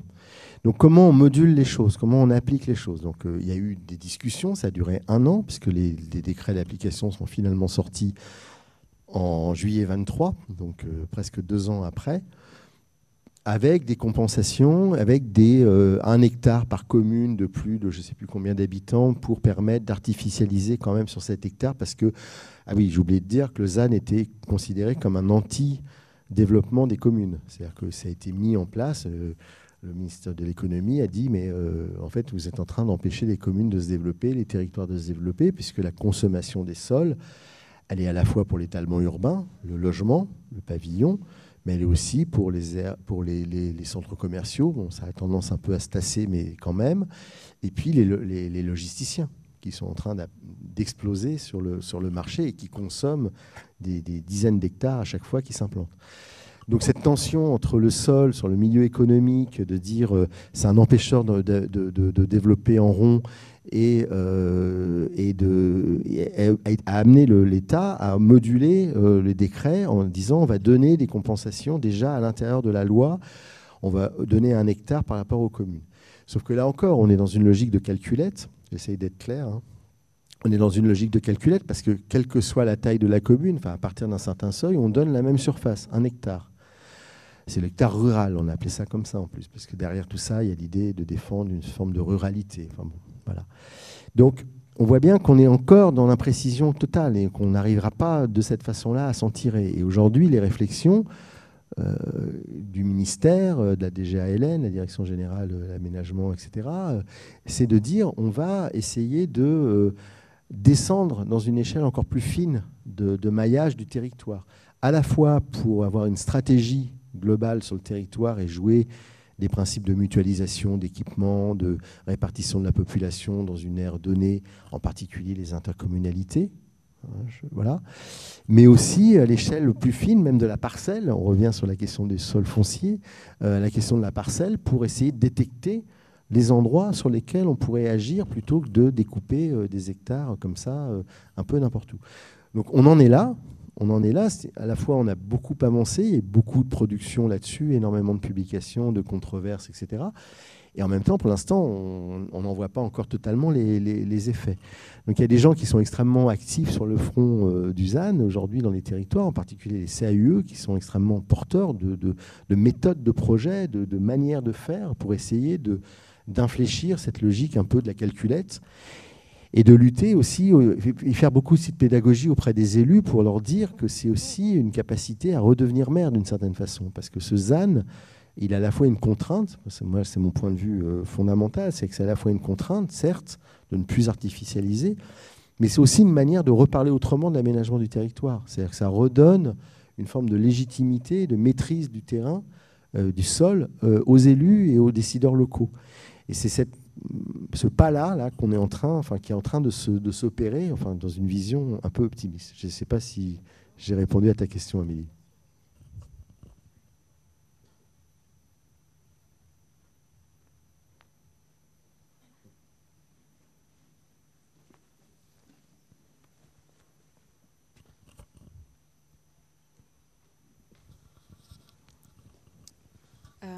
On avait une petite question avec l'atelier. C'est pas assez. D'accord. Quel avenir, selon vous, pour l'ensemble des infrastructures routières qui maillent l'ensemble de nos territoires ? Ces mêmes infrastructures qui prennent beaucoup de place et qui sont source de beaucoup de questionnements, elles sont au centre de nos pratiques aujourd'hui dans le milieu rural. Que pourraient-elles devenir et quelle place, selon vous, on devrait leur donner ? La question, oui, elle est hyper intéressante et extrêmement difficile à répondre. Je pense elle passe aussi, à mon avis, par la question foncière. C'est-à-dire qu'il y a l'infrastructure et il y a les terrains qui l'abordent. Dans l'étude du Grand Paris, en 2008, il y avait une des équipes qui s'appelait, je crois, l'équipe Descartes, menée par Yves Lion, un architecte urbaniste, et qui avait parlé de foncier invisible. Et il avait détecté dans la métropole parisienne du foncier qui était lié à ces infrastructures, justement, les bas-côtés, les marges d'expansion prévues ou prévisibles qui avaient été imaginées à l'époque, etc. Et en fait, mis bout à bout, sur la région parisienne, ça constituait des centaines et des milliers d'hectares. Et je pense que là, il y a une marge de reprendre ces infrastructures, parce que je ne pense pas qu'on va toutes les détruire. Je ne pense pas qu'on va débitumer l'ensemble des nationales de France ou des autoroutes de France. Mais peut-être on peut en changer le statut. Peut-être qu'on peut imaginer, à l'instar de ce qui est en train d'être imaginé sur le périphérique parisien, par exemple, de vieille lune, hein, c'est un sujet depuis des années qu'on parle de ça, mais d'en transformer ça en boulevard, donc de réduire un peu les emprises, de réduire la vitesse, et peut-être d'imaginer qu'on peut construire ou aménager des abords différemment. Donc je pense que c'est à la fois la question de l'infrastructure en elle-même, mais aussi ce qu'elle a généré en termes de foncier et si elle permet en termes de capacité de proposition. Peut-être qu'une nationale dont la vitesse va être réduite, même si je sais que c'est un débat qui n'est pas complètement soldé, est-ce qu'il faut passer à 80, 70, etc. Si on commence à se dire qu'on roule à 50, on redevient dans un système routier qui peut être un système urbain. Et à ce moment-là, les bas-côtés ou les à-côtés de cette infrastructure de transport peuvent devenir des terrains urbanisables, constructibles, aménageables, etc. Donc il y a effectivement toute une réflexion autour des infrastructures comme un héritage finalement de l'équipement de ce que nous a laissé l'ex-DDE et des aménagements routiers. Et je pense qu'il y a un vrai potentiel de projet par rapport à tout ça, effectivement. Mais je ne pense pas que ça va passer par la démolition de toutes les infrastructures de transport qui existent ici ou là. Ça me paraît déjà peut-être arrêter d'en construire, mais c'est un autre débat avec la 69. Mais bon.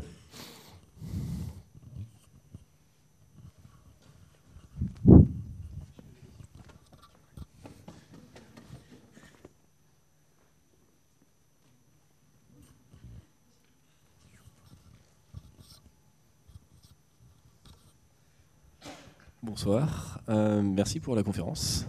J'avais une question sur ce que vous avez appelé dissocier le foncier et l'immobilier. Est-ce qu'il y a des exemples concrets qui ont été mis en place ? Et sinon, on a une problématique, bon là dans l'option SAS qui traite des projets en Corse, c'est sur l'indivision. Et est-ce que cette dissociation du foncier et de l'immobilier est une réponse à ce type de problème qui fait que pour beaucoup de projets en Corse, on se retrouve à avoir plein de familles qui possèdent un même bâtiment et du coup personne n'y touche parce qu'il n'appartient pas vraiment à quelqu'un et du coup tous les bâtiments tombent en ruine et voilà. Oui, j'avais fait une étude là-bas avec Michel Bardet que vous avez rencontré aussi en Corse avec ces questions d'indivision familiale avec des multipropriétaires qui étaient extrêmement difficiles à retrouver, où c'est bien sans maître aussi, je crois que le terme aussi existe de bien sans maître, où déjà la terminologie maître, donc propriétaire, qui sont des empêchements de projets. C'est deux choses distinctes, je pense. C'est deux choses distinctes. Il y a la question de dissocier le foncier de l'immobilier.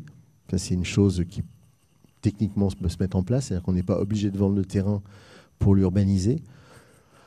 En Hollande, c'est quelque chose qui se pratique beaucoup du fait de la constitution du territoire et de son existence. Le terrain est sous l'eau, enfin c'est sous le niveau de l'eau, pardon. Donc il y a une espèce d'attention, de vigilance accrue sur le territoire. Et voilà, en Angleterre aussi, le terrain n'est pas forcément acheté pour construire, il reste propriété, mais il est urbanisé, construit pour une durée d'un bail amphithéotique, 99 ans ou autre. Donc il n'y a pas d'empêchement à faire ça. Il y a de plus en plus de métropoles qui mettent en place des foncières dites solidaires, qui travaillent beaucoup sur ce sujet-là. Rennes a été extrêmement, je suis désolé de citer Rennes à Nantes, mais bon voilà, Rennes a été extrêmement moteur sur cette question-là, parce qu'il y a une vieille tradition à Rennes de garder la propriété. Moi j'avais travaillé il y a très longtemps dans des ZAC à Rennes, et avant Nantes d'ailleurs. Et on était frappé du fait que la collectivité gardait la propriété, il y avait énormément de foncier disponible, ce qui a permis de développer la ville. Mais par contre, là, maintenant, ils sont passés à une autre étape, c'est-à-dire de garder le foncier en propriété publique pour donner des droits à construire sur la question de baux amphithéotiques, etc. Ce qui permet, encore une fois, de conserver la main, d'une certaine façon, sur le sol et d'avoir un droit de regard aussi sur ce à quoi il va être destiné et la façon dont il va être utilisé. C'est aussi, au passage, une manière de réduire aussi les coûts de construction, les coûts des opérations, parce qu'on n'achète pas le terrain, il est loué, donc la dépense, le propriétaire ne touche pas l'argent d'un seul bloc, le touche de manière étalée pendant 99 ans. Donc, c'est une question de trésorerie, tout ça. Bon, on ne gagne pas le jackpot tout de suite, mais on gagne quand même de l'argent sur la durée, parce que le terrain est mieux valorisé sur la durée. Donc il y a une question d'économie globale qui est extrêmement intéressante aussi. Et puis ça fait baisser le coût de l'opération, parce que le promoteur ou l'opérateur, pour le dire plus génériquement, il n'achète pas le terrain. Donc il a ça en moins dans son bilan d'opération.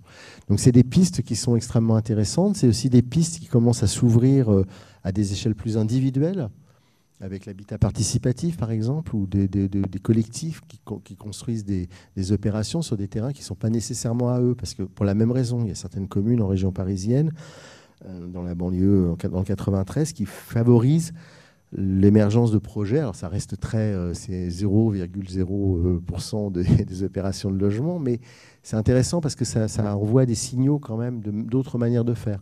Donc les collectivités gardent la propriété du terrain et invitent des collectifs d'habitants à construire leur propre immeuble, leur propre logement.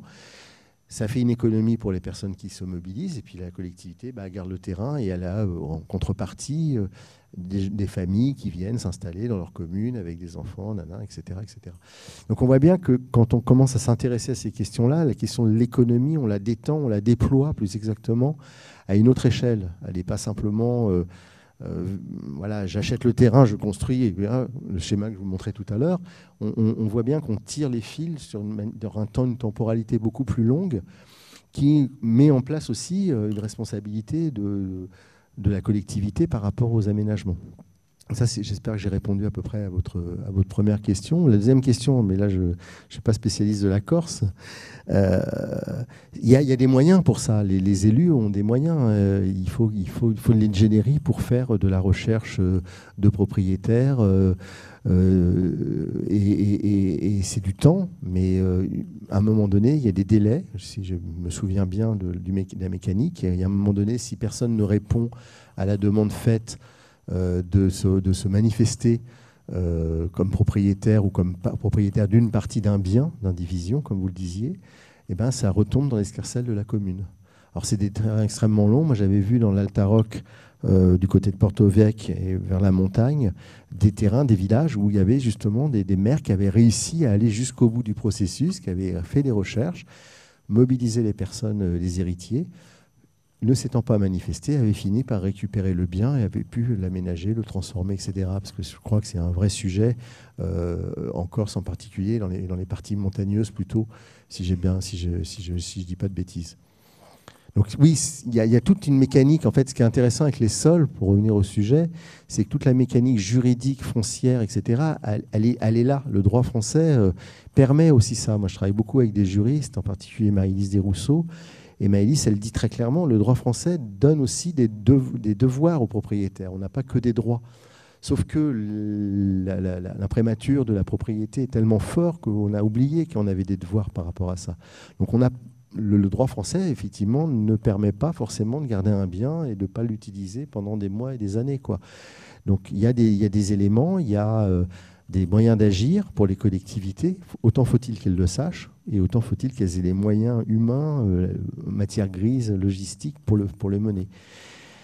Mais c'est tout à fait envisageable et c'est aussi les moyens de faire ressurgir des bâtiments ou des équipements qui peuvent être utilisés. Je ne sais pas si j'ai répondu complètement, mais je ne sais pas, j'ai peut-être dit une bêtise sur la Corse. Hein. Je fais super gaffe. Hein.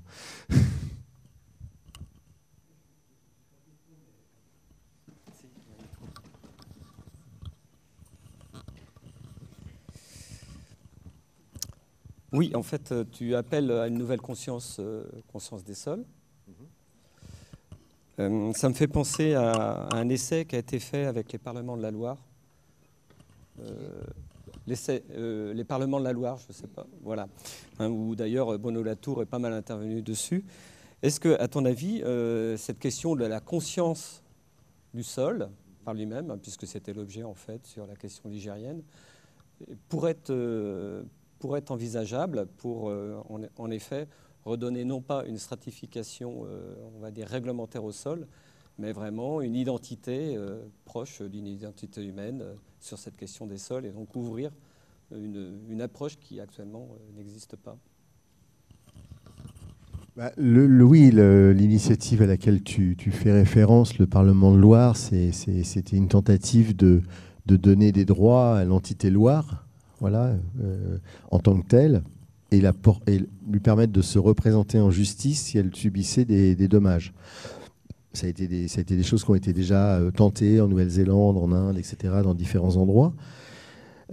C'est extrêmement complexe parce que qui va parler pour Loire, qui va défendre, etc. Mais l'idée, en tout cas, elle est extrêmement intéressante parce qu'elle élargit encore une fois l'échelle.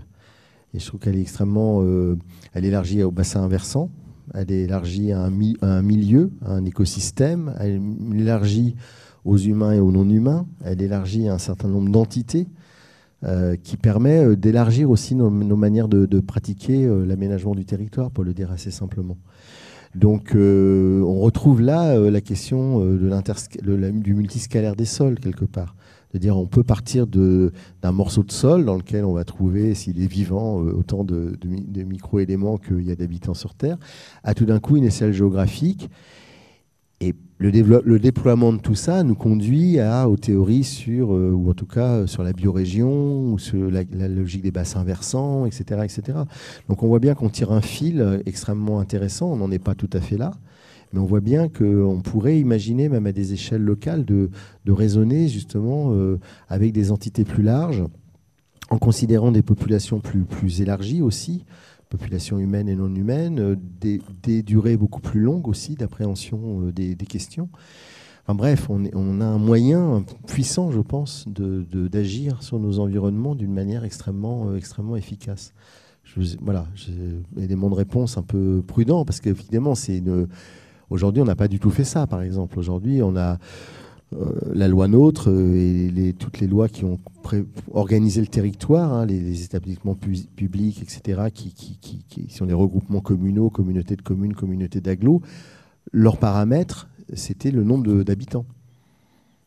Donc ce qui fait, je reviens sur la Corse, la communauté de communes de Porto Vecchio, elle va chercher des villages dans la montagne qui ont 8 habitants, 10 habitants, parce qu'il fallait à un moment donné qu'il y ait le nombre, quoi. Et tout d'un coup, tu te retrouves avec une communauté de communes où tu as le littoral avec ses problèmes de tourisme, de pression foncière, et puis des villages de montagne dans lesquels, au contraire, c'est de faire en sorte que plus personne s'en aille, ou qu'au contraire, des gens reviennent, et favoriser, avec la question que vous posiez, des biens sans maître et des indivisions. Et retrouver des entités naturelles, retrouver des logiques sous-tendues au territoire, que ce soit le bassin versant, la biorégion, etc., ça permet de rassembler les gens autour d'un élément fédérateur, d'un seul et même élément fédérateur, qui serait les sols, mais aussi l'eau, enfin tous les éléments afférents. Et c'est, à mon avis, une manière plus juste de considérer les choses. Qu'on ait 1000 habitants ou 10 000, quelque part, ce n'est pas la question. C'est plutôt de quelle est l'entité plus grande que nous, finalement, qui permettrait de mieux gérer, mieux organiser le territoire. On n'en est pas complètement là, mais c'est des pistes.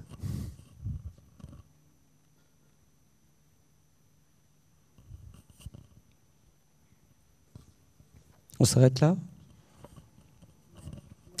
Merci à vous. Merci Patrick.